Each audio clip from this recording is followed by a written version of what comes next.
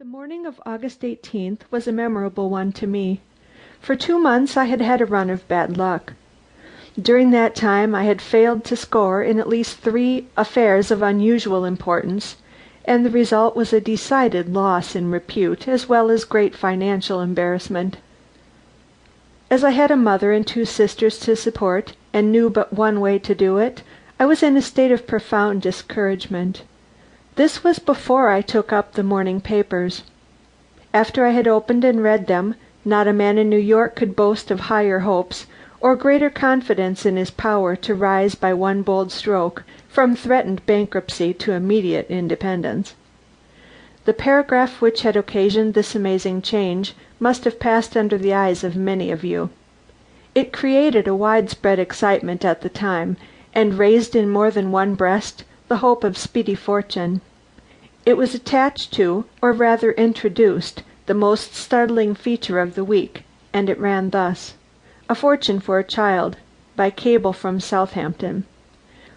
A reward of $5,000 is offered by Philo Ocumpaugh to whoever will give such information as will lead to the recovery, alive or dead, of his 6-year-old daughter Gwendolen, missing since the afternoon of August the 16th, from her home on the Hudson, New York, USA. $50,000 additional and no questions asked if she is restored unharmed within the week to her mother at Homewood. All communications to be addressed to Samuel Atwater, on the Hudson." A minute description of the child followed, but this did not interest me, and I did not linger over it. The child was no stranger to me. I knew her well, and consequently was quite aware of her personal characteristics. It was the great amount offered for her discovery and restoration which moved me so deeply. $50,000! A fortune for any man. More than a fortune to me, who stood in such need of ready money.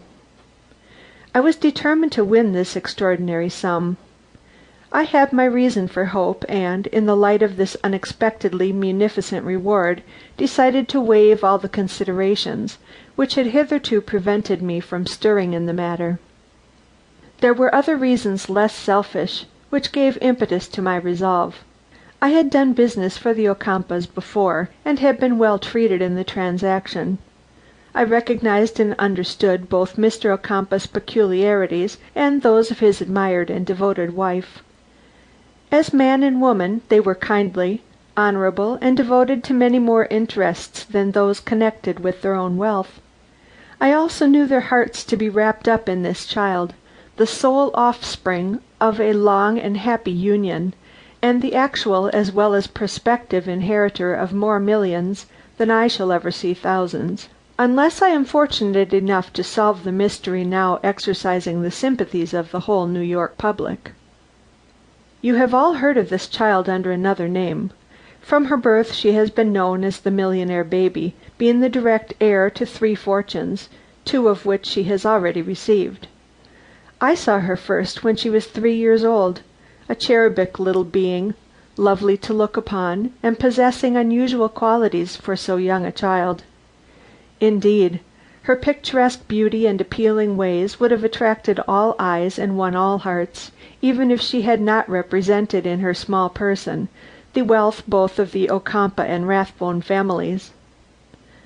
There was an individuality about her, combined with sensibilities of no ordinary nature, which fully accounted for the devoted affection with which she was universally regarded.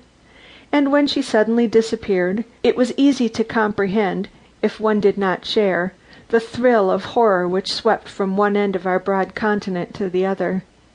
Those who knew the parents, and those who did not, suffered an equal pain at the awful thought of this petted innocent lost in the depths of the great unknown, with only the false caresses of her abductors to comfort her, for the deprivation of all those delights which love and unlimited means could provide to make a child of her years supremely happy. Her father, and this was what gave the keen edge of horror to the whole occurrence, was in Europe when she disappeared. He had been cabled at once, and his answer was the proffered reward with which I have opened this story. An accompanying dispatch to his distracted wife announced his relinquishment of the project which had taken him abroad.